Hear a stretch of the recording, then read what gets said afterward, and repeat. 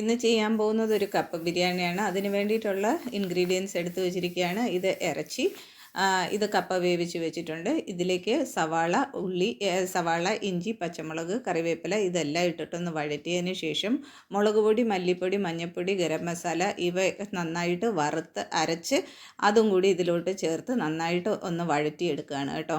അതിൽ എണ്ണ തെളിയുന്നത് വരെ നന്നായിട്ടൊന്ന് വഴറ്റുക. അതിനുശേഷം ഈ ഇറച്ചിയിലേക്ക് ഇത് കംപ്ലീറ്റ് ആയിട്ട് ഇട്ട് നന്നായിട്ടൊന്ന് മിക്സ് ചെയ്തതിന് ശേഷം ഉപ്പും ചേർത്ത് കൊടുത്തിട്ട് നന്നായിട്ടൊന്ന് വേവിച്ചെടുക്കണം കേട്ടോ. ഇതൊരു 6-7 വിസിൽ കേൾക്കുന്നത് വരെ ഞാൻ വേവിക്കാറുണ്ട്. അതിനുശേഷം ഇപ്പോൾ നമ്മുടെ ബീഫ് നന്നായിട്ട് റെഡി ആയിട്ട് വന്നിട്ടുണ്ട്.